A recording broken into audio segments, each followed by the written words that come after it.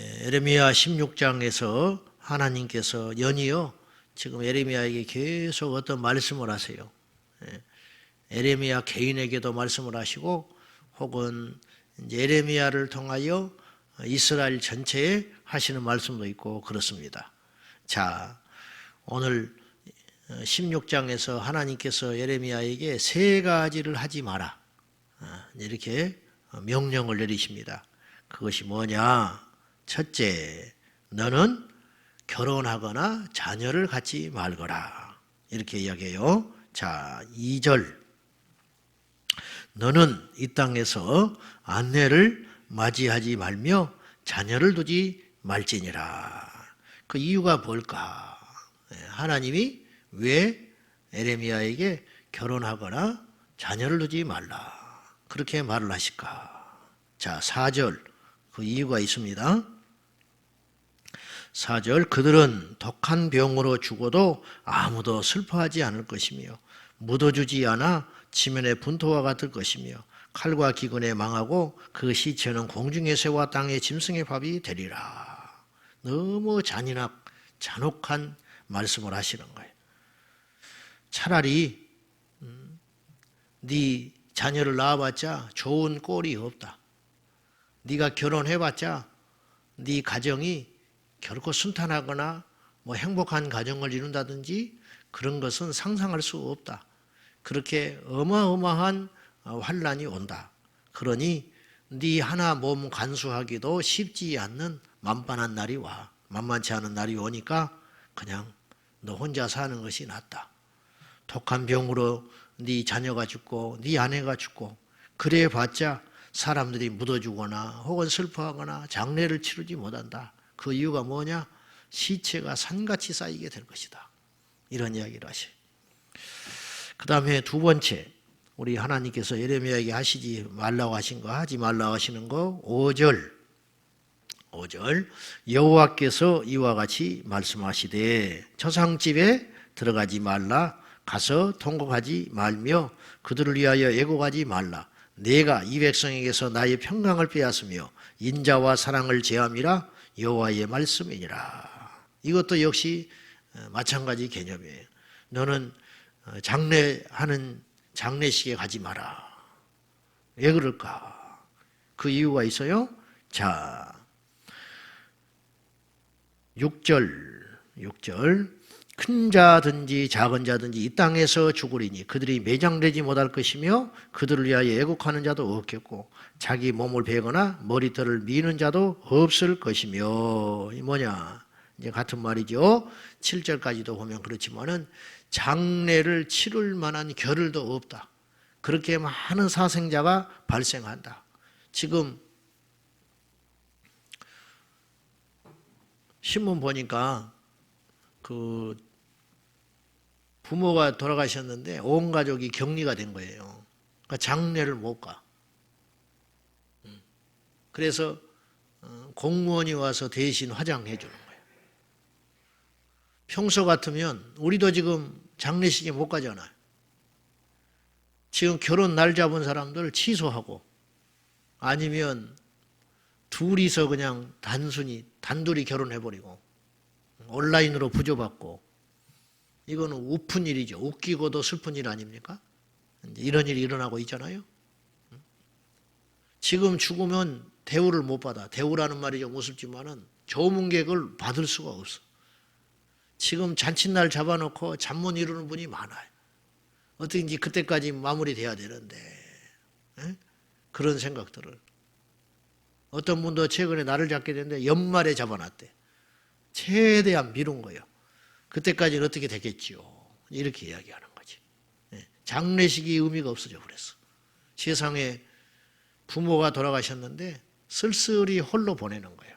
가족이 격리돼가지고 화장장에 가지도 못하고 장례에 또 치르지를 못하고 효심이 부족해서도 그런 것도 아니고 지금 이렇게 됐다. 장례가 무의미해지고 결혼하는 것이 무의미해졌다. 좀 경우는 다르지만은 예레미야에게 오늘 하신 말씀처럼 오늘 이 시대가 이렇게 됐다 이거죠. 세 번째, 역시 하나님이 하지 말라 하신 거. 자, 8절과 9절이에요. 8절 9절 너는 잔치집에 들어가서 그들과 함께 앉아 먹거나 마시지 말라. 만군의 여호와 이스라엘의 하나님께서 이와 같이 말씀하시니라. 보라, 기뻐하는 소리와 즐거워하는 소리와 신랑의 소리와 신부의 소리를 내가 내 목전 내 시대에 이곳에서 끊어지게 하리라. 세 번째는 뭐냐? 잔치집에 가지 마라.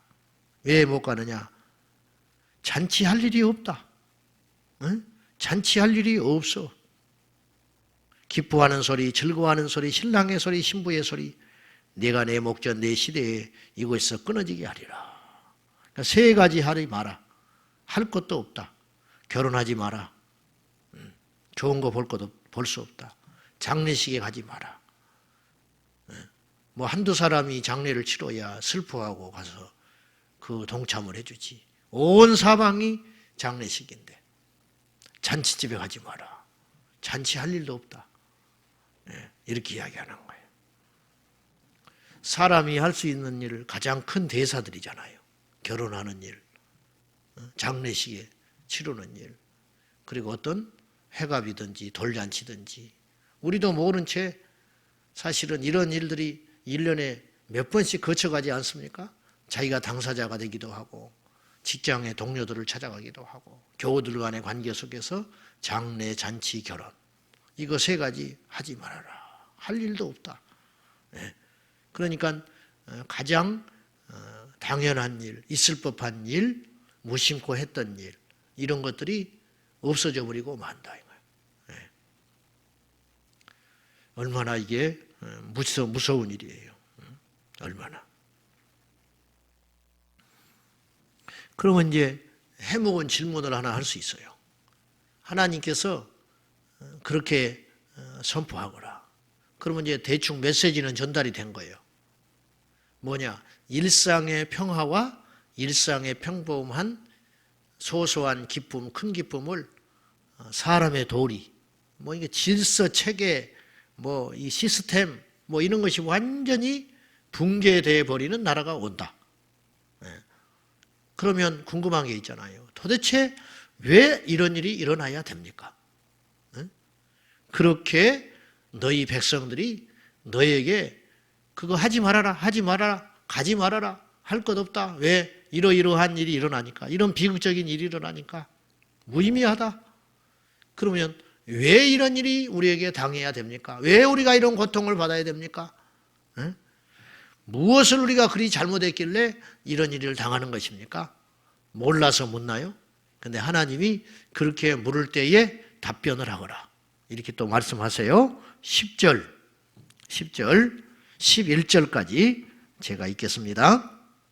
내가 이 모든 말로 백성에게 말할 때에 그들이 내게 묻기를 여호와께서 우리에게 이 모든 큰 재앙을 선포하시면 어찌 됨이며 우리의 죄악은 무엇이며 우리가 우리의 하나님 여호와께 범한 죄는 무엇이냐 묻거든 너는 그들에게 대답하기를 여호와께서 말씀하시되 너희 조상들이 나를 버리고 다른 신들을 따라서 그들을 섬기며 그들에게 절하고 나를 버려 내 율법을 지키지 아니하였습니다. 자, 무엇 때문에 하나님이 그렇게 화가 나셔서 이런 것조차도 못하게 막으십니까? 이유가 뭡니까? 우리가 뭘 잘못했습니까? 그렇게 분명히 질문할 거다. 그러면 답을 하거라. 두 가지라는 거예요. 11절에 그랬잖아요. 너희 조상들이 나를 버리고 다른 신들을 따라서 그들이 섬기며 그들에게 절을 했다. 근데 조상들의 죄로 인하여 이스라엘 백성들을 심판했을까요? 그건 아니에요. 12절 너희 조상들이 우상 숭배하고 말씀 율법을 떠나서 그렇게 된통 혼나고 멸망을 당하더니 12절 너희가 너희 조상들보다 더욱 악을 행하였도다. 보라 너희가 각기 악한 마음의 완악함을 따라 행하고 나에게 순종하지 아니하였다. 자, 물어볼게요. 우리 부모 때보다 우리가 더 죄를 많이 짓습니다. 그래야 안 그래요? 우리 부모들보다 우리가 더 큰 죄를 짓고 있어. 그 다음에 우리보다 우리 자식 때가 지금 더 큰 죄를 짓고 있어. 그럼 왜 그러냐? 죄가 더 다양해지고 죄 연령층이 떨어지고, 지금도 이 코로나 때문에 많은 이슈들이 덮여서 그렇지 사회적 범죄가 무시무시하게 일어나고 있어요. 지금 뭐 N번방, 뭐 박사 25살 먹은 놈이 세상에 그런 천인공노할 짓을 했어. 지금 이게 묻혀서 그렇지. 남의 인생을 짓밟아 버리고 그런 짓을 할 수 있냐 이 말이에요. 근데요, 가만히 보면은 최근 한 10여 년 사이에 일어나는 아주 인간의 탈을 쓰고 저럴 수 있을까 할 수 있는 흉악한 범죄들, 그 범죄들의 특징을 보면 두 종류가 있더라. 내 개인적으로 생각할 때. 첫째, 옛날에는 특별한 사람만 특별한 죄를 지었어. 보면 어찌 이런 괴물이 있을까? 이제 이런 거예요. 특별한 사람이 특별한 죄를 지었어. 근데 요새는 어떤 일이 일어나면 평범한 사람이 엄청난 죄를 지어. 평범한 사람이 엄청난 죄를 진다. 이번에 이 큰 죄를 주도한 이놈이 학교 다닐 때 학점이 4.0이었다는 거예요. 5등생. 그리고 평범했대. 단지 말수도 없고 이렇게 툭하면 다른 사람들한테 쉽게 트러블 일으키고 그런 사람이었다.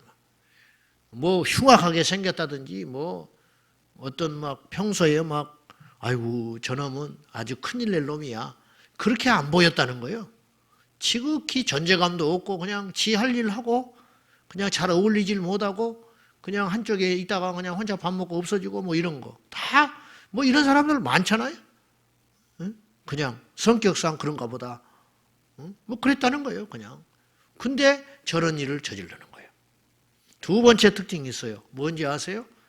옛날에는요, 고개를 못 들었어요. 죄지고 나면. 고개를 못 들었어. 그리고 잘못했다 그러고. 지금은 안 그래. 지금은 뭘 잘못했니? 다시 그 상황이 되더라도 또 자기는 그렇게 할 거래. 왜 그런 말들을 거침없이 하느냐. 그 입장에서 한번 만분의 일이라도 조금 내가 생각을 해보면 이 안에 울분이 꽉 차 있고 또 하나는 뭐냐면 다 그런다. 응? 나만 그러냐? 더한 놈도 있어. 양심의 가책이라고는 없어져 버리는. 나만 재수없이 걸렸고 뭐 세상이 다 미쳐 들어가는데 뭐 나만 이래야 돼? 뭐 이런 거 있잖아요. 피해를 줬으면 후회를 하고 잘못을 고하고 그 죄에 대한 대가를 받는 것에 대하여 당연하게 여기고 이런 것 자체 인간의 기본적 상식. 위를 보면 고개를 숙이고 아래를 보면 손을 내밀고 동료를 보면 같이 잘 지내려고 하는 거. 그리고 어찌어찌 최선을 다하다가 설령 자기가 뭘 잘못했으면은 인정하고 깨끗하게 다시 시작하고 이런 것들이 어떤 기본적 가치들 이런 것들이 완전히 없어져 버리는 거죠. 뭐 남녀의 질서도 없어져 버렸으니까 완전히 다 사라져 버린 세상에 우리가 살아가고 있다는 거죠.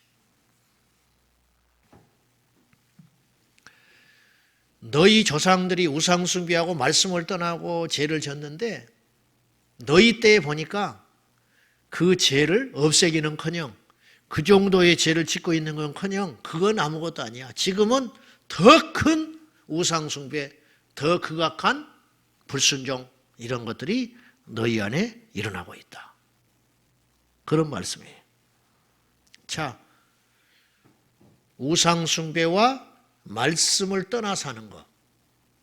우리 그리스도인들에게 지금 주님이 단단히 진노하신 이유일 수도 있어요. 우상숭배, 눈에 보이는 우상은 제가 아무것도 아니라고 그랬어요. 우리 마음속에 있는 물질의 신, 우리 마음속에 있는 자기 사랑, 자기밖에 없어. 나만 좋으면 돼. 교회 생활도 자기 만족으로 다닌 사람이 제가 볼 때는 얼마나 많은지 몰라. 몇 프로인지는 모르겠지만은 상황에 따라 교회에 따라 다르겠지만은 자기 만족을 위해서 교회를 다니는 사람이 얼마나 많아요. 자기 만족에 따라서 주의 일을 하는 사람이 얼마나 많은데, 그렇게 폄하를 함부로 하는 건 아니지만은 그 중심은 주님만이 아시겠지만 저도 역시 마찬가지예요.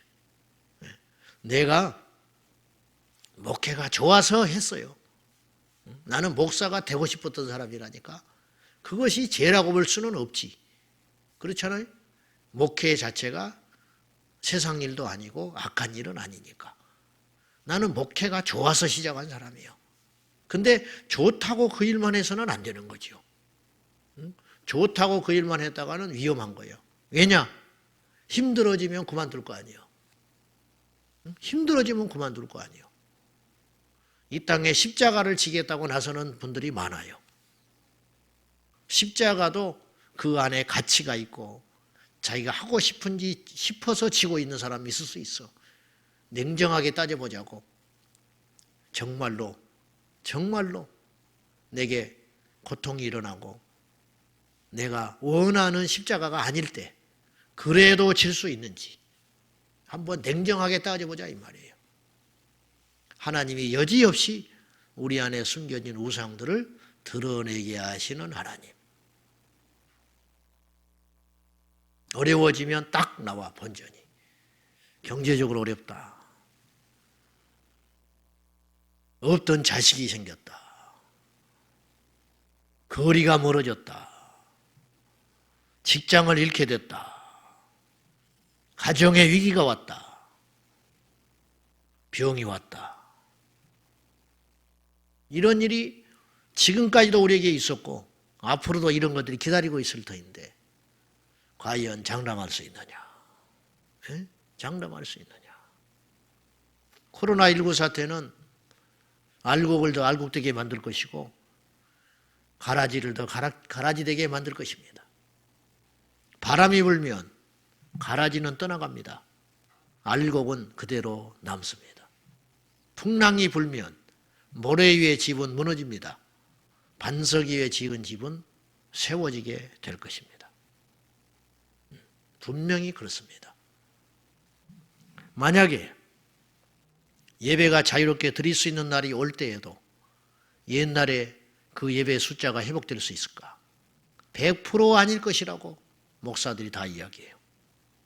그러면 목사님들이요, 나도 목사지만 목사들은 믿음이 있어서 지금 교회를 지키고 있는 것인지 아니면 직업이기 때문에 지키고 있는지 생각을 해보자 이 말이에요. 그런 것들을 하나님이 여지없이 드러내게 하시는 날이 올 것이다. 무엇으로? 흔들어 버리심으로.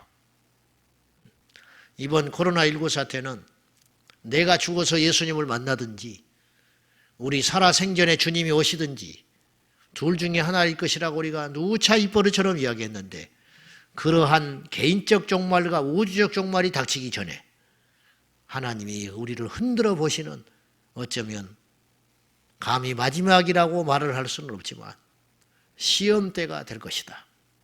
이 시험을 통과하는 저와 여러분 되기를 축복합니다. 근데 몰라. 자기 자신도 몰라. 내가 이 정도였나? 내가 믿음이 없는 줄 알았는데 제법 믿음이 있었구나. 이러한 우리가 되어야지. 믿음이 있는 줄 알았어. 근데 자기 자신도 이거밖에 안 되는지 깜짝 놀라는 거예요. 내가 이런 일로 무너지다니. 내가 이런 일로 주님을 떠나더니. 내가 이런 일로 하나님 앞에 실망을 하다니. 내가 이런 일로 낙심을 하다니. 이럴 수가 있는가? 제가 수없이 이야기했지만 사람은 흔들린다. 저도 흔들려. 바람이 부는데 어찌 안 흔들리겠어? 문제는 뽑히지는 말아라 이 말이에요. 뽑히지는 말아라. 끝까지 견디는 자는 구원을 얻는다. 끝까지 붙어 있으면 열매는 맺는다. 그러나 뽑혀버리면 끝장이다. 여러분이요, 어떤 일이 있어도 결혼을 안 하고 장례를 참석하지 못하고 잔치집에 가지 못해도 하나님은 떠나지 말아라. 어떤 일이 있어도 믿음은 버리지 말아라. 어떤 일이 있어도 방주는 타야 되지 않겠는가? 어떤 일이 있어도 소돔과 고모라는 도망가야 되지 않느냐? 어떤 일이 있어도 우리 주님 오실 때에 마지막 순간에 들림은 받아야 되지 않겠냐? 어떤 일이 있어도 신랑 올 때 기름의 등잔에 기름이 떨어지지 않는 기름은 가지고 있지 않아야 되겠느냐? 화장이 지워져도 괜찮아. 신부가 화장을 하고 옷을 잘 차려입고 왔는데 생각보다 신랑이 더디 왔어. 그러면 화장이 당연히 얼룩지고 지워지겠지. 머리도 흐트러지겠지. 처음에 단장했던 그 옷도 더러워지겠지요. 그렇지만 뭐는 갖고 있어야 되냐? 등잔에 기름은 떨어지지 않도록 해야 된다. 그걸 준비하는 저와 여러분이 되어야 합니다. 그럼에도 불구하고 우리 주님께서 희망을 주십니다. 그게 무슨 말씀이냐? 14절과 15절에 보면 우리 주님이 그래도 희망을 주십니다. 자, 마지막으로 이르랍니다. 여호와의 말씀이니라. 그러나 보라, 날이 이르리니 다시는 이스라엘 자손을 애굽 땅에서 인도하여 내신 여호와께서 살아계심을 두고 맹세하지 아니하고 이스라엘 자손을 북방 땅과 그 쫓겨난 모든 나라에서 인도하여 내신 여호와께서 살아계심을 두고 맹세하리라. 내가 그들을 그들의 조상에게 준 그들의 땅으로 인도하여 드리리라. 이게 무슨 말이냐? 과거에 너희 조상을 애굽에서 광야로 인도해 내신 그 하나님의 능력이 얼마나 컸냐? 그러나 그 하나님의 그 옛날 그 하나님의 능력이 아니라 오늘 너희에게 일하시고 역사하시는 그 하나님의 능력으로 너희들을 맹세하고 인도할 것이다. 그렇게 말하시는 거예요. 하나님은 오늘도 살아계신 하나님이다. 옛날의 하나님, 그 하나님도 살아계시지만 그 하나님이 아니고 오늘도 우리에게 역사하시는 하나님, 즉 이스라엘을 건져주시고 이스라엘에게 진노하시고 이스라엘에게 새 역사를 허락하신 그 하나님이 그들의 하나님이 아니라 오늘 대한민국 우리를 도우시고 우리와 함께 하시는 하나님, 그 하나님의 말씀을 들으라. 그들이 너희들을 인도하리라. 근데 아무나 인도하는 게 아니에요. 여기는 전제 조건이 있잖아요. 회개하고 돌이키는 사람. 죽을 때까지 이악 물고 돌이키지 않고 우상 숭배하고 하나님의 말씀을 지키지 않는 자, 그 사람들은 소망이 없는 거예요. 말씀 맺으랍니다. 우리 말씀 잘 안 지키잖아. 예? 이 땅에 그리스도인 중에 말씀 제대로 지킨 사람이 얼마나 있어요? 제대로 안 지켜요. 그러면서도 스스로 뭐라고 하냐면 하나님이 그래도 사랑한대. 그리고 스스로 이렇게 안위해요. 내가 지금은 믿음이 없어서 그렇지만 언젠가는 지킬 것이지. 그리고 막연하게. 여러분, 죄는 지금 끊는 거예요. 언젠가는 술 끊을 거래. 아직 자기가 믿음이 없어서 그런데 언젠가는 바람 안 피울 거래. 이제 더 이상. 올해까지만 죄 짓는데 어디서 그런 소리를 해. 그렇게 표현은 안 하지만 우리 다 그렇게 생각하고 있잖아요.